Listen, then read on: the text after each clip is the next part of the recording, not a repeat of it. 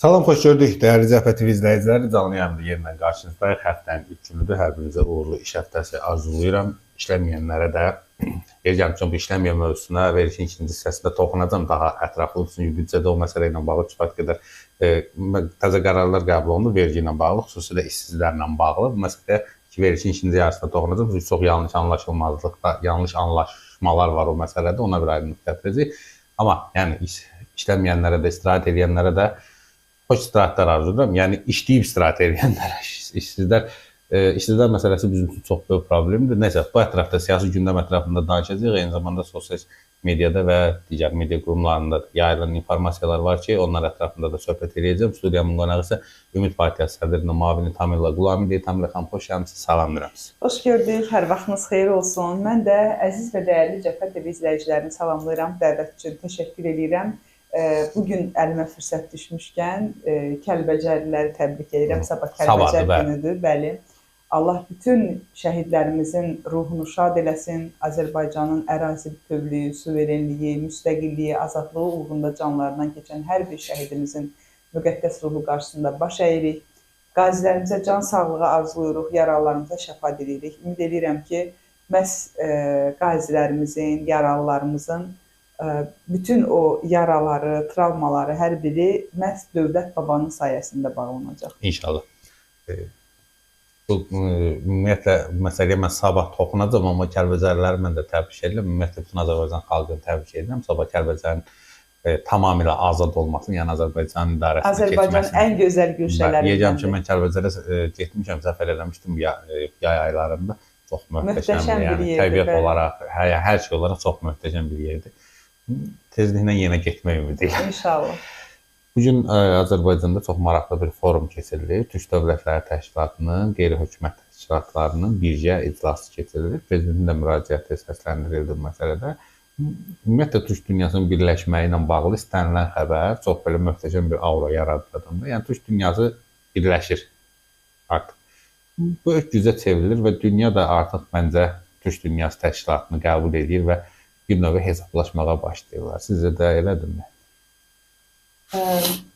Türk Dövlətləri Təşkilatının güclənməsi, birləşməsi, Türk dövlətlərinin birgə addımlar atması əlbəttə ki, önəmli hadisələrdən biridir. Dünyanın bizim dövlətlərlə hesablaşması üçün öncəliklə biz dövlətlərimizin daxilində bütün problemləri həll etməliyik. Çünki dünya dövlətləri ilə bir masaya əyləşəndə, onların istəkləri üzərində hər hansı bir addımlar atılmayanda hər bir dövlət fərq etmir. Hər bir dövlət qarşısındakı dövlətin içindəki zəif nöqtələrə toxunur və o boşluqlara qarmaq atır. Düşünürəm ki, Türk dövlətlərinin sözünün əsl mənasında bu tarixən dünyanın demək olar ki, inlədən bir Türk adı var idi hər zaman və mütləq şəkildə Türk dövlətləri də öz tarixi ənənələrinə, öz güclərinə sahib çıxmalı və bu istiqamətdə də addımlar atmalıdır. Türk dünyası dövlətlərinə nəzər yetirdikdə, onun daxilinə baxdıqda biz o qədər də ürəkaçan olmayan hadisələrlə rastlaşırıq. Və düşünürəm ki, öncəliklə Türk birliyi dövlətləri yaranmadan öncə daxildəki problemlərin həlli istiqamətində müəyyən planlar, müəyyən bir doktrinalar qurulmalı, istər iqtisadi, istər siyasi, istər sosial sahələrin hər birində ən birinci şəkildə daxildəki problemlər həll olunmalıdır. Daxildə həmin o Türk dünyası dövlətlərinin daxilində demokratikləşmə, insanların şüurlarının demokratikləşməsi olsun, şəffaf seçkilər olsun, məhkəmələrin azad keçirilməsi olsun və Türk insanı, həmin o Türk dövlətlərinin insanı hər hansı bir birlikdən danışılanda öncə öz içimizdəki problemi həll edin, sonra başqa dövlətləri düşünərəkdən deməsinlər. Amma yaşadıqlarımız həm də onu göstərir ki, buna mane olan elə daxildə kifayət qədər böyük qüvvələr də var. Əlbəttə ki, bu qüvvələr də başqa dövlətlərin, bizi istəməyən dövlətlərin caynaqlarıdır. Bəli, yer gəlmişdən elə uzun müddət Ramiz Mehdi məsələsi gündəmdə oldu və elə sizlə də o məsələni müzakirə elədik. Digər qonun, yəni hamı danışırdı bu məsələ ilə bağlı. Bu günlərdə bizim bu söyüş müxalifəti dediyimiz xaricdə olan mühacirlərin kanalları bağlayacaqları ilə bağlı özlərinin bir video müraciətləri oldu. Və bu belə bir təsəvvür yaratdı ki, Ramiz Mehdiyev öz şəxsi müxalifətinin pulunu vermir və bağlanır. Belə bir informasiyalar yayıldı. Bu nə dərəcədə doğrudur, doğru deyil, bunu özləri daha yaxşı bilirlər. Amma bir Azərbaycanlı sizcə o pulu ödəyərmi 3000-5000 euro ki, bunlar kanallarını fəaliyyət göstərsin, davam eləsin? Ümumiyyətlə, və yaxud da o müraciətin arxasında sizə nələr ümumiyyətlə, dayanır? məncə o müraciətin arxasında biraz nəbz yoxlaması var deyə düşünürəm. Məntiq etibarilə biz onu təhlil etsək. Çünki məhz Ramiz Mehdiyev söyüş müxalifətini maliyyələşdirir və yaxud da ki, xaricdə yaşayanları maliyyələşdirir ifadəsini iflasa uğratmaq istəyirlər. Mənə elə gəlir ki, onlar bilərəkdən necə oldu ki, Ramiz Mehdiyev tutulur və həmin adamlar çıxır deyir ki, bizim artıq maddi imkanımız yoxdur da kanalları bağlamaq istəyir. Bu, bir növ desək, fərqli bir yanaşmadır və sanki bununla cəmiyyətin nəbzini yoxlamaq istəyirlər, görəsən cəmiyyət bunun üzərində nələr danışacaq. Amma məsəl üçün doğru olan bir şeydən fikri başqa istiqamətə yönləndirmək istəyir. Bir YouTube kanalını saxlamaq üçün belə götürəndə nəyə ehtiyac var ki? Məsələn, Azərbaycanda YouTube kanalına verilişlər var, verilişlər yayımlayırsınız və orada bilirsiniz ki, AdSense, Google AdSense-dən pullar filanlar gəlir. Azərbaycanda o pullar başqa ölkələrə, xarici ölkələrə baxanda daha azdır. Bizdə ümumiyyətlə çox azdır. Bizdə ümumiyyətlə çox azdır. Amma xaricdə yaşayanda, xaricdən məhz o YouTube kanalı açılıbsa, təsəvvürün o da bizim qazancımızın Azərbaycanda qazanılan YouTube kanalına qazanılan büdcənin qat-qat üstündə xaricdə o AdSense hesabında bir fərqli bir sistem var. Baxış hardan olursa, onun ölkənin pulundan nisbətən verilir. O öz yerində və söhbət mən də onu qeyd edirəm ki, YouTube səhifəsindən o Azərbaycan baxışı ola bilər. Amma sən hardan açmısan onu, hardan idarə olunmusansa o ölkədən hesablanır. O ölkənin məzənnəsindən hesablanır. Zamanda bizdə də kanalların əksəriyyəti xarici ölkələrdə qeydiyyatdan keçirildi, amma sonradan o olmadı, alınmadı. Çünki vergi bəyannamələri orada uyğun gəlir. Ona görə də düşünürəm ki, bir YouTube kanalında nə rejissoru var bunun, nə aparıcısı var, nə işçi qüvvəsi yoxdur ki, ona pul ayrılsın ki. Bizdən bir telefon bəs edir. Yəni bir dənə telefonla bu dəqiqə xarici ölkələrin hər birində bir dənə telefon açırlar, adamlar TikTokda milyonlarla, milyardlarla baxış toplayırlar. Və orada bilirsiniz ki, canlı yayın açmaqla nə qədər hədiyyələr atır və o pullar qazanılır və çox rahat şəkildə də o pulu kassadan, xəzinədən çıxarda bilirlər. Düşünmürəm, yəni o qədər də biraz məntiqə uyğun deyil. Məhz necə oldu ki, tez özlərini ifşa elədilər ki, məsələn, Ramiz Mehdiyev bizi maliyyələşdirirmiş səndimə və maliyyələşdirdi deyə, daha doğrusu Ramiz Mehdiyev həbs olundu deyə bizim pulumuz kəsildi, biz də indi açıq-açıq. Bu şəkildə düşünmürəm ki, açıq şəkildə özlərini ifşa eləyərlər. Nəsə burada var, bəlkə də yenə də nəbz yoxdurlar, birazdan sonra çıxıb hədəf yayındırırlar, birazdan sonra çıxıb deyəcəklər ki, biz yoxlayırıq. Yəni, bu məsələlərdə mən əlbəttə ki, şəxsləşdirmək istəmirəm, amma çox təəssüf edirəm ki, ümumilikdə Azərbaycan hökumətindən narazı olmaq olar. Azərbaycanın hökumətinin idarə etməsindən narazı olmaq olar. Amma heç bir halda bu kimsəyə əsas vermir ki, dövlətin başında dayanan adamların ailəsini, qızını, yoldaşını, yaxınlarını təhqir eləsinlər. Bu çox üzr istəyirəm ifadəmə görə, çox iyrənc yanaşmadır.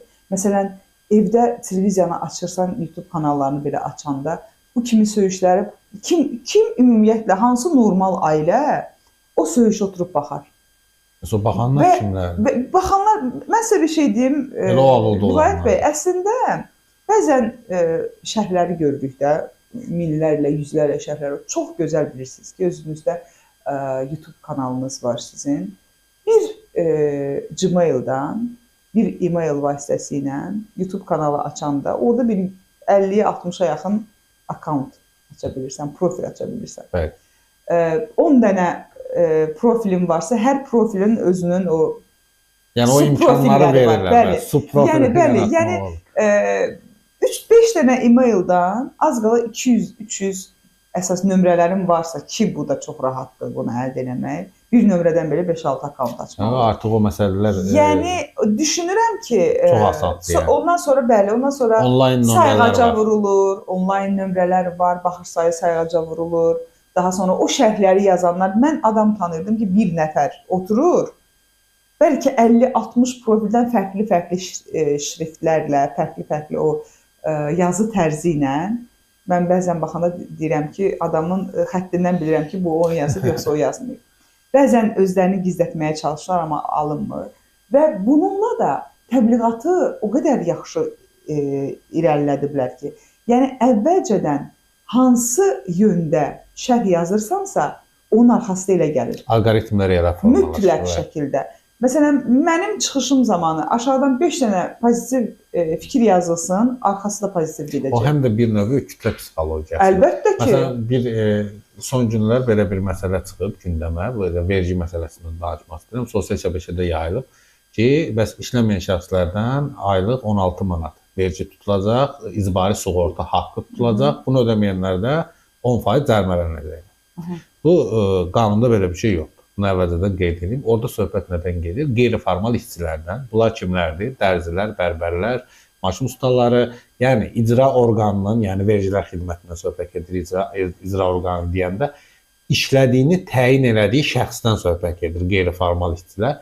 Amma işsiz olan şəxslər... Ümumiyyətlə qeyri-formal nə olur? Ümumiyyətlə niyə dərzilər, niyə bərbərlər, niyə belə deyim də, lap ayaqqabı təmiri ustaları, niyə bunlarla əmək müqaviləsi bağlanmalı deyil ki? Necə bağlanmalı? Bütün, yox, ümumiyyətlə bunun formasını tənzimləmək olar, təşkil etməli. Sən məndən vergi götürürsənsə, bax, çox maraqlı bir mövzuya. Onlar sadələşmiş vergi ödəyirlər, aylıq vahid məbləğdə. Məsələn, bərbərlər 20 manat, dərzilər 20 manat, məsələn, maşın ustaları misal çəkirəm bunu 30 manat, bu vahid. Çünki onların qazancını təyin etmək mümkün deyil. Bərbər bir gündə 2 müştəri də işləyə bilər, 10 nəfərlə də işləyə bilər. Yəni bu fərqlidir, onlarda vahid ödəniş sistemidir. Amma yəni bu şəxslər qeyri-formal işçilər icbari sığorta ödəyəcəklər. 16 manat deyil, əslində o illik 192 manat. Yəni icbari sığorta ödəyirlərsə, onun əlbəttə ki, özünə geri dönüşü də olmalıdır. Bundan faydalanmalıdırlar. Məsələn, ən maraqlı məqamlardan da biri bundan ibarətdir ki, məsələn, bəzən qeyd edilir ki, çox önəmlidir, ya çox belə həssas məqamdır. Məsələn, yaşayırlar, evlər tikirlər, qanunsuz, məsəl üçün, belə götürək də, hökumətin dinləmirsə, qanunsuz evlərdir, sənədi yoxdur, çıxarışı yoxdur. Amma bu, sabahsı gün o evlərdə hər hansısa bir faciə baş verəndə, iraq olsun, heç kimin başına gəlməsin, deyirlər ki, o qanunsuzdur, o evə biz kompensasiya, həmin o ailələrə heç bir kompensasiya ödəməli deyilik, amma qanunsuz evdə yaşayanları qeydiyyata salırsınız. Qaz satırsınız. İşıq satırsınız, su satırsınız, çeklərlə ödənişlər olur. Bəs niyə görə sonra deyirsiniz ki, bu ev qanunsuzdur, kimə satırsınız bunları siz? Qanunsuz niyə qaz satırsınız, su satırsınız, işıq satırsınız? Artıq o qanunu dəyişiblər. Yəni bununla bağlı tam olaraq həyata keçirilmir. Qanun dəyişməsi ilə bağlı orada da çox maraqlı bir belə sistem yaranıb. Təzə bir adamlar peyda olub. Bu sənədsiz evləri qazla, işıqla, su ilə təmin edirlər. Bəli. Çox maraqlı qiymətlərə yeri gəlmişlər. Hətta bu 3000, 5000 civarında da belə gedir. İndi hər halda bunu siz mən bilirəmsə, bunu təşkil edənlər də çox yaxşı bilirlər. Hər halda bu evlərin sənədləşdirilməməsinin də əslində səbəbkarı məhz bu rayonlarda, yerlərdəki qurumlardır. Bu da açıq bəllidir. Sənədləşdirilməlidir deyə bir şey yoxdur. Mütləq şəkildə sənədləşdirilməlidir. Sənədləşdirilməlidir. Bəli, eynən. Amma orada bir məsələ də var. 2007-ci ilə qədər olan torpaqlar məsələsi. Ən azı oradan başlasınlar. Amma bəli, məsələ də odur ki, niyə görə bu insanlar şəhərdə, paytaxtda gəlib ev tikib yaşayırlar? Bunlara rayonlarda, bölgələrdə, öz kəndlərində şərait yaradın. Bu adamlar, inanın mənə, heç kim isti ocağından, yurdundan, yuvasından durub gəlməsə ki, yerə. O kimlərsə onların içində var, bu da o deyir qaydaları, istisnalar heç vaxt qaydaları pozmur. Bəzisi tutaq ki, məsələn, rayonlarda insanlar bax, kənd yerində. Elə rayonlar var ki, məsələn, adamın ixtisasına uyğun iş olmaya bilər, bu normal bir şeydir. Amma siz demişsiniz, çox yaxşı məqama toxunurdunuz.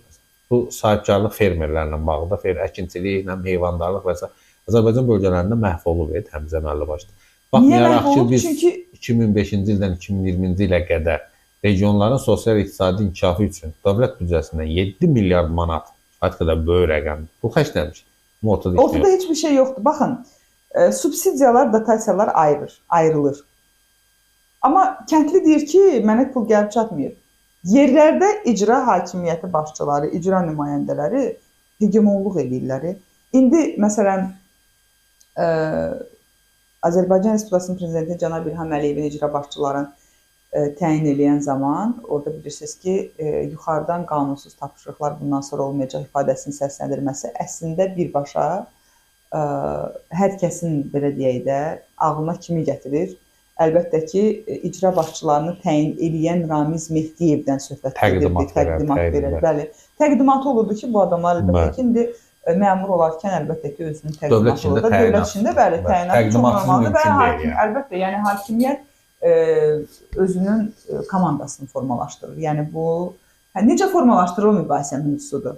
Amma onun səlahiyyətinə, belə deyək də, konstitusiya ilə uyğun, elə Azərbaycan Respublikasının prezidentinin də konstitusiyanın 109-cu maddəsinə əsasən özünün komandasını formalaşdırır. Yəni bu məsələlərlə bağlı qeyd etmək lazımdır ki, icra başçıları nəhayətində prezidentin dediyi sözləri həyata keçirməlidirlər. Bəli. Yəni bu sadəcə olaraq fikir səsləndirib, bəyanat verib, xəbərdarlıq etməklə deyil, bunlar həyata keçirilməlidir. Kim icra etməlidir? Məsələn, rayonlarda baxırsan ki, bir dənə örüş torpağı, bir dənə suvarma yeri yoxdur kəndli üçün. Hər biri hansısa bir məmurun adındadır, elə o yerli məmurların adındadır, qohum-əqrəbasının adındadır. Kəndli şikayət edir ki, mən artıq mal-qara saxlaya bilmirəm, saxlamıram. Əvvəllər kəndlinin həyətində mal-qarası, toyuq cücə indi heç də qoyunu, nə bilim, inəyi, pul qazanmaq mümkündür də, prosta imkan vermirlər. Hələ toyuq cücə ikinci mərhələdə, o kiçik balaca heyvanlardır, quşlardır da, məsələn. Mal-qaradan söhbət gedir, kəndli onu saxlaya bilmir. Əvvəllər kəndli hər gün, nə bilim, neçə dənə toyuq kəsirdi, evində yeyirdi, indi onu da eləyə bilmir. Niyə? Axı, kəndli ifadəsi səsləndirəndə bizim ağlımıza bağ, bağat, bostan, mal-qara, toyuq cücə ifadəsi gəlir də. İndi elə bir şey yoxdur. İndi kəndli heç bitən, tökülən, belə deyək də, yerlə o belə səpələnən fındığı da yığmaq istəmir. Mən arada meyvə tərəvəzini də yığmaq istəmir ki, deyir, mən bunun heç bir mənə faydası, xeyri yoxdur. Mən nə edeyim? Keçən bir video çıxdı qarşıma, Türkiyə mediasına yeri gəlmişdən. Bizdə də o qanun vardı ya, müqayisə, daha doğrusu bir bənzətmə eləmək istəyirəm bu mərhələdə. Bu kah deyirlər. Bəli. Kahını əkib türk vətəndaşı Türkiyədə yəni. Və bunu bundan 2 liraya istəyirlər deyə. Bu da bir video çəkib ki, mən bunu satmaqdan imtina edirəm, öz mal-qaramı verəcəm. Öz şəxsi məhsulum. Bunu həbs ediblər. Ki, sən rəqabəti pozursan. Ki, sən malı ucuz satmırsan və ona görə də bazarlarda var. Bu rəqabət məzəlləsində bizdə də var, yeri gəlmiş. Yəni. Çox maraqlı bir rəqabət məzəlləsinin bizdə qayda qanunu var. Bu rəqabət məzəlləsi qəbul olunandan sonra xatırlayarsınız ki, 13 il, 14 il o qəbul olunmadı. Nəhayət sonradan qəbul olundu və belə bir təsəvvür yarandı ki, bazarlarda monopoliyalar və s. və ilaxır ləğv olunacaq və nəhayət ki, normal bazar münasibətləri formalaşacaq, qiymətlər ucuzlaşacaq və s. və ilaxır. Amma verilən qərarlardan nə gördük? Kimsə malını ucuz satırsa, onu cərimələyirlər ki, sən rəqabəti pozursan, bunu niyə ucuz satsın? Bunu bazar baxsın. Mən istədiyim qiymətə malımı sata bilərəm. İndi bizdə kəndlilərin... Amma siz lap ucuz gedirsiniz, kəndlilərdən alırsınız, gəlib burada kəlləçap qiymətlə satırsınız. Kəndlilərin ən böyük problemlərindən biri son illərdən məhz o məsələdir. Malını bazara çıxara bilmirlər. Mən tanıyıram, məsələn, xüsusilə şimal zonasında məsələn, bu məsələlər çox gündəmə gəlir, alma sezonu olanda. Alma tökülüb qalıb. Adam çox haqlı olaraq deyir ki, mən bunu işçi tutub yığdırmalıyam da. Bunun xərci bunu satanda ödəmir. Hələ buna qulluqda o məsələləri nəzərdə tutmuram da. Yəni bu məsələlər tənzimlənmədiyi müddətcə, yəni məncə bu dediyimiz o sənədləşməmiş evlər, Bakıya köç, axın, lakin biz necə hamısı bir-birinə zəncirləri bağlıdır Vilayət bəy. Düşünürəm ki, o cəmiyyətin, o bölgədəki kəndlinin sözünü, səsini ifadə edən millət vəkilidir. Parlamentdə əyləşən millət vəkili. Gəlir burada Milli Məclisdə oturur, fikir səsləndirir, ya da ki, heç səsləndirmir, ya da heç gəlmir ümumiyyətlə iclaslara. Bax, onların hər birinin bölüşdürülərək, məsəl üçün 125 dairədirsə, bu 125 dairənin millət vəkili, bilirsiniz ki, qarışıq dairələr də var da. Bu millət vəkilləri bölgədə vətəndaşla hər şeyi bir kənara qoyuram, dialoq olmalıdır. Onun problemini bilməlidir ən azından. Bizim vətəndaşlar o qədər maraqlı insanlardılar ki, onlar deyir ki, heç olmasa məni dinləyən olsun. Biraz o, bəzən dərdli insan olur, gedir, dərdini danışır ki, məsələn, rahatlayır. Heç onun dərdinin dərmanını vermir qarşısındakı. Amma dərdini danışır, təsəlli verir, dərdini danışır, rahatlayır. Nə çətin şeydir ki, bir millət vəkili bu insanları dinləmək istəmir. Bəyəm hökumət sizi ora təyin edən deyib ki, vətəndaşla danışma, vətəndaşı eşitmə. Əksinə, o millət vəkili dövlətin və onu ora təyin eləyənin üstünə söz gəlməməsi üçün yükü öz çiyninə götürməlidir. Getməlidir, o deyir, əllərinə, üzlərinə bütün bulaşdırırlar, işi, gücü, heç nə eləyə bilmirlər də. Yəni, siz getməlisiniz, vətəndaşla danışmalısınız, oturmalısınız, söhbət eləməlisiniz ki, Məsələn, o qədər olur ki, doğmamız olur. Doğmamız bir səhv eləyir. Biz də gedirik ona qarşı səhv eləyir. Kimə qarşı ki səhv eləyib, gedirik onunla otururuq, ortalığı biraz yumşaldırıq. Deyirik, keçdi, sən bağışla, cavan idi, səhv eləyib, yaxud ki, yaşlı idi, ağlı itib, bunu eləyib, filan beş mekan. Həmin adamın elə bil ki, təəssübkeşliyini eləyir. Bu millət vəkilləri də parlamentdə əyləşən, o dırnaqarası millət vəkilləri də onu təyin eləyənlərin yükünü ən azından üzərlərinə götürsən, o vətəndaşla danışsınlar, vətəndaş da ən azından düşünəcək ki, bunu vətəndaş kimi qəbul edən bir dövlət var, bir ölkə var. Vaxt gələcək, bax, Kəlbəcəri işğaldan azad olması münasibətilə təbrik edirik. Sonra 1 dekabrda gələcək Laçının işğaldan azad olunması. Çox şükürlər olsun ki, biz bu torpaqları qan vermədən, can vermədən xilas eləmişik. Amma ona qədər verilən canların sayəsində biz o torpaqları işğaldan azad etmişik. Bu Qarabağla bağlı euforiya bitib gedəcək bir gün. Amma biz nə edirik? Təzə qanun çıxardılar da, mən bilirsiniz, yoxsa söhbətin ardınca buna keçid eləmək nə qədər düzgündür bilmirəm, amma yəni bunlar olmalıdır. Amma biz nə edirik? Bu gün mən çox üzr istəyirəm bizi izləyənlərdən, nə tam rəqəmsizdən, amma qanun layihəsi yəqin müsabiqədən danışacağıq. Yox. Sosial şəbəkələrdə fahişəlik reklam 500.000 manat cərimə, amma söhbət nədən gedir? Tutaq ki, məsəl üçün açıq-saçıq şəkil çəkdirmək və s. bunu öz profilində paylaşmaq və yaxud da buna bənzər rəylər yazmaq növündə qanun layihəsində qadağan olunur. Qadağan olunubsa, bu efirdə sənətkar... Hələ olunmur. Yaxşı, indi bu efirdə sənətkarlar var. Onlar çıxıb hicabla şəkil çəkdirir, hicabla klip çəkdirirlər. Orada qanun layihəsində konkret göstərilir ki, müəyyən açıq-saçıq və ya orqanların görünməsi və s. və kimi bu təşviq və təhrik edici orqanların nümayiş elətdirilməsi və s. Ümumiyyətlə, biz məsələdən ibarətdir. Biz Ümid Partiyası olaraq təklif eləmişdik ki, fahişəliklə bağlı qanun qəbul olunmalıdır. Narkotik istifadəçiləri ilə bağlı da qanun legitimləşdirilməlidir. Niyə? Bu adamlar, bu işlə, dünyanın bütün ölkələrində bu işlə məşğul olanlar var. Siz bu işlə məşğul olanlara vəsiqə verəcəksiniz ki, hər kəs biləcək ki, bu hansı yolun yolçusudur, hansı işin işçisidir. O kimi bağlar. Hə? Yox, yəni məsələ ondan ibarətdir ki, ailələr çox vaxt nədən dağılır? Məsəl üçün, qadın olur ki, gedir o yolun yolçusu olur, amma sonradan məsəl üçün gizlədir, ailə qurur, sonradan aşkar olur ki, məsəl üçün bəs bu yolun yolçusudur bildik. Və yaxud da ki, narkoman olur. Bağlı yer gəlmişən var.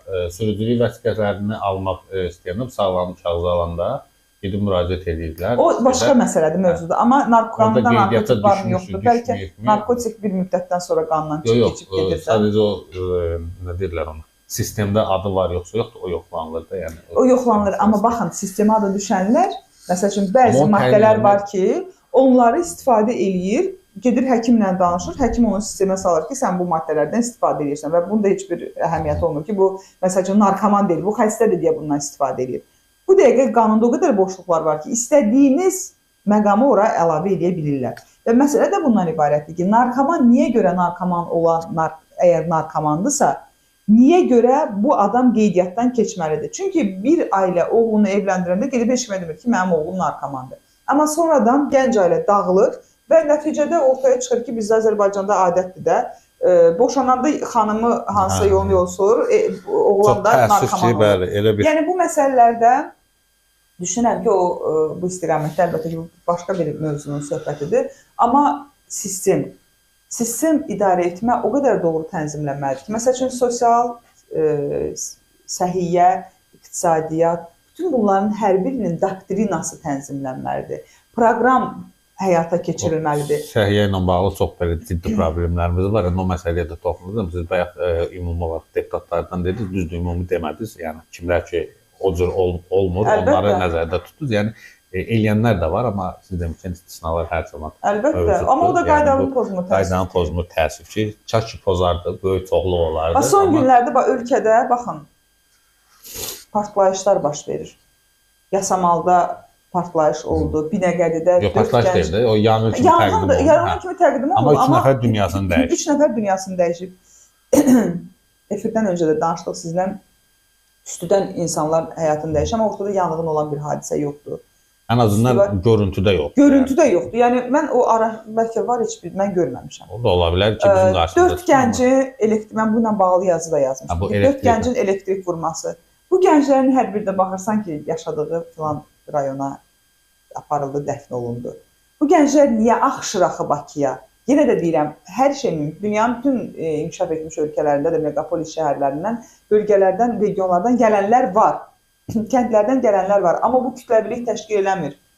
Bu gənclər ona görə rayonlardan gəlirlər, burada işləyirlər ki. Çünki öz rayonlarında, öz kəndlərində işsizlər ordusudur Azərbaycan bugün. Gəlmişən rəsmi bizim qeydiyyatdan keçən işsizlər sayısı 250 min 250 min nəfər. 250 min nəfər işsizlikdən bu sığorta pulu falan. O da bilirsiniz nədir? Onlar gedib sadəcə qeydiyyatdan işsiz kimi keçib. Mən başa düşürəm, amma ölkədə belə 250 min işsiz var. Mən məsəl o məsələsi mənə çox təəccüblü gəldi. Yəni bu koronavirus dövrünü xatırlayırıq da, yəni bu uzaq tarix deyil ki. Bəli. Orada işsiz kimi 600 min nəfərə 190 manat pul ödədi. Bəli. Bu necə olur 350 min nəfər nə vaxt iştirak etdi ki, bizim xəbərimiz olmadı. Yəni bu iş yerləri harda açıldı, nətər oldu, bu necə oldu? Yəni bu hamısı bir o da bir maraqlı başqa tendensiya idi. Maraqlı statistika deyildi. 2023-cü ildə Azərbaycanda vəonların sayı, yəni vergi ödəyici vəonların sayı təxminən 750-800 min civarındaydı. 2024-cü ildə birdən-birə oldu 1.6 milyon vəonların sayı. Yəni onlar hamısı oldu işçi.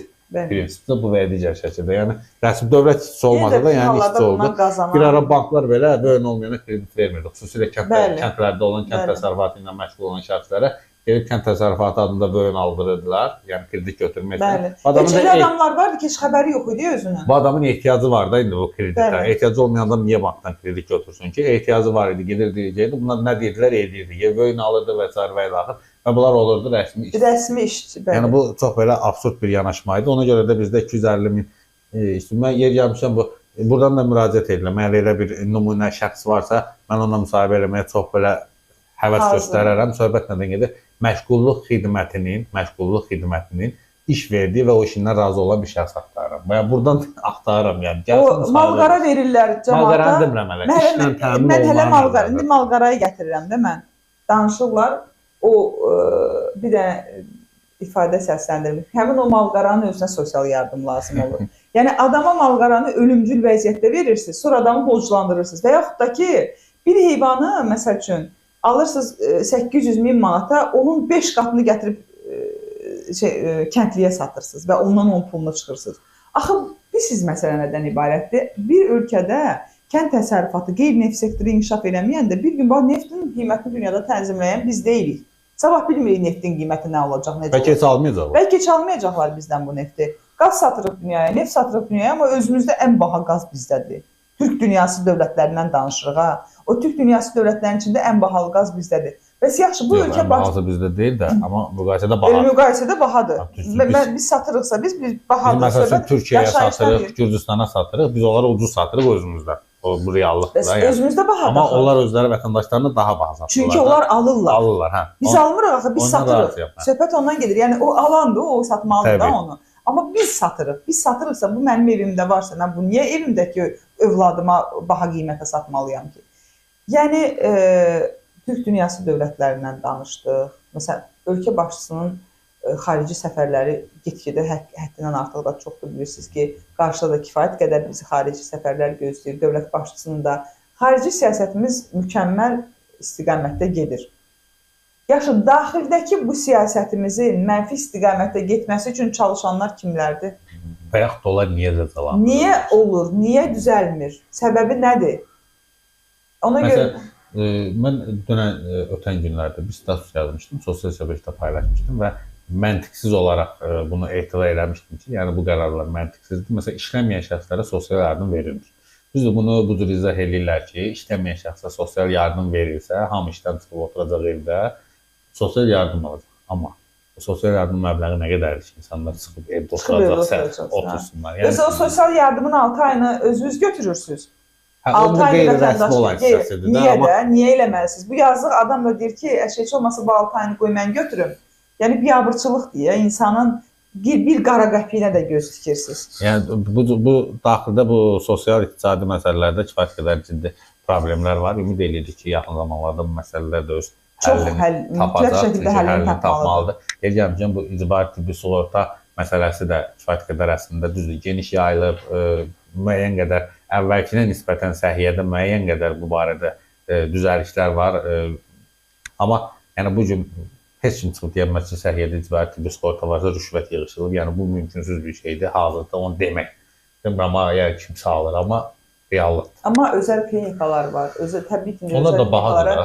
Girəndə depozit qoyursan, ilkin olaraq depozit qoyursan 5000 manatdan başlayaraqdan və təsəvvür eləyin. Sonra deyirlər ki, sən 5000 depoziti qoy. O xəstə sağalıb çıxana qədər, yəni nə qalsa qaytaracaq. Amma sonra gətirirlər ki, bu dərman qiyməti budur, o dərman qiyməti budur. Yəni biraz da artıq çıxır. Hələ bir artığım da çıxır. Səhər biz ofisdə söhbət edirdik, belə bir sual yarandı ki, konstitusiyada var axı icbari təhsil kimi icbari səhiyyə də var da. Yəni vətəndaş, dövlət vətəndaşının səhiyyə, yəni sağlamlığından bir nömrə cavabdehdir və bunu təmin etmək məcburiyyətindədir. Tutaq ki, məsəl üçün mən işləmirəm HR-da və icbari sığortada ödəməmişəm. Yəni yanvarın 1-dən o ləğv olunur da, işsiz şəxslərə bilirsiniz, ləğv olunur və mən təcili əməliyyata girməli oldum. Mən apendit başladım. Dövlət məni içəri qoymayacaq. Yox, ölməlisiniz. Ölməliyəm bunu. Bir məsələndə deyim, ölmək demişkən, bu yaxınlarda yaxın tanış adamlardan birinin ailəsində ölüm hadisəsi baş verir. Adam bastırmağa yer tapmırdı valideynə. Niyə? Qəbristanlığı kənara qoyur. Yox. Deməli, gedir, məsəl üçün, ölkənin, şəhərin tanınmış rayonlarından birində, şəhərin o mərkəzlərindən birində gedib ki, yəni mən burada yaşayıram. Burada da, yəni ailəm falan illərdir də, bunlar əsli-nəsli yaşayırıq. İndi bizim tutduğumuz qəbir yerində artıq yer yoxdur, başqa bir yerdə. İndi atamı bastırmaq istəyirəm. Bir qəbir yeri 25 ev satırsınız, torpaq satırsınız, 25 min. 25 minə torpaq satırlar. Ya bu insan, bizdə ölkədə insan doğulanda da kreditə girir ki, uşağım dünyaya gəlir, mən o pulu verim. Öləndə. Yaşayanda da, xəstəxanaya düşəndə də öləndə də 25 minə yer satarlar. Birazdan görərsiniz bu qəbir yerlərini satmaq üçün bu necə maşın, nə bilim, evi ki, alıb-satıq eləmək üçün onlayn saytlar var ya. Qəbir yerlərində onlayn saytlar. Birazdan sonra barter eləyəcəklər. Maşını qoyacaqlar. Dəniz mənzərəli qəbirlər, nə bilim, ağaclıq, kölgə düşən yerlər, havası təmiz olan. Bu danışıq əslində acınacaqlı bir vəziyyətdir. Həqiqətən çox acınacaqlı vəziyyət. Uşaq pulu ilə bağlı danışırıq ki, yəni uşaq pulu verilməlidir. Bu artıq mərhələni biz keçməli idik. Dövlət uşaq pulu verəndə onun deyir ki, mən valideynlə birlikdə uşaq böyüdürəm. Valideyn də bilir ki, mən sabahsı gün lazım olanda o uşağı dövlətə verəcəm. Uşaq əskərliyə gedəndə valideyn deyir ki, mən bunu 18 yaşına qədər böyütmüşəm. Bundan da əlavə, məsələn, nə qədər bilirsiniz ki, yetimxanalarda, internatlarda, sığınacaqlarda uşaqlar var. Ailə var ki, uşağı yoxdur. Uşaq övladlıq eləmək istəyir. O qədər ağırdır onun şərtləri. O şərtlər o qədər ağırdır ki, və deyirlər ki, gəlirlər, yoxlayırlar, görək sənin həyat tərzin necədir, yaşayışın necədir, o uşağı yaşada biləcəksən ki, yaxşı, paraleldə 3 uşaqlı ailə var, bərbad vəziyyətdə yaşayır. O saxlaya bilir o uşağını, sən ona yardım eləmirsən, sən ona dəstək vermirsən, amma uşaq həsrəti ilə yaşayan ailə var ki, uşaq istəyirsən, o uşağı vermirsən və bu sığınacaqda, indi sığınacağı kənara qoyuram. Yetimxanalarda heç bilmir o uşaqlar necə yaşayırlar, necə böyüyürlər. 18 yaşından sonra o uşaqlar taleyi necə olacaq? Qız uşaqlarının xüsusilə. Məsəl üçün, təhsil məktəbdə oxuyurlarsa, bunlar universitetə qəbul olunmursa, bunlar harada gedib yaşayacaq? Açırsınız, qapını buraxırsınız, o uşaqların taleyi qalır Allahın ümidinə. Yəni, bununla bağlı düşünürəm ki, əgər dünyanın Ekvador o xəttində olan Azərbaycan, o Azərbaycan bayrağı var ya, dövlət bayraq meydanında, o dünyanı 2 yerə bölür. Biz dünyanın orta dəhliz layihəsi istiqamətində, Cənub-Şərq dəhlizi istiqamətində, Bakı, Qars, Tbilisi dəmir yollarında əgər Azərbaycanın əhəmiyyəti mühüm bir rolu varsa, biz niyə görə daxildə bu problemlərdən danışmalıyıq? Absurd bir məsələdir və düşünürəm ki, hər bir işə də əlbəttə ki, o prezident orada oturubsa, prezident bələdiyyənin işinə qarışmalı deyil ki, bir sistem var. Əslində bəzən biz qanunlardan danışırıq ki, qanunlar belə, qanun işləməlidir. Qanunlar çox gözəl var. Qanunda boşluqlar da var. Amma yerli idarə etmə orqanı bələdiyyələrdə bu məhəlli problemlərdir. Kiçik o problemlərin həllindən başlayanda artıq o sıfırdan ki, problemlər həll olunmağa başlayanda yuxarı gedə-gedə o problemlər həlli özünü tapacaq. Yəni bu istiqamətdən azından addımlar atmalıdırlar və düşünürəm ki, bu addımlar atılmırsa və bu addımları o məmurlar həyata keçirmək istəmirlərsə, onların hər biri dövlətə xəyanət edənlərdir. Təşəkkür edirəm Tamilə Mən xanım, təşəkkür çox sağ edirəm. olun, var olun. Dəyərli Cəbhə TV izləyiciləri, hər birinizə dərin təşəkkürümü bildirirəm. Biz həftənin 5 günü canlı yayımda oluruq. Bizi izləməyi unutmayın. Eyni zamanda kanala da abunə olun, yayımı da bəyənib paylaşın ki, daha çox insan yayımdan məlumatlı ola bilsinlər. Sağ olun, növbəti canlı yayımlarda görüşmək ümidi ilə hələlik.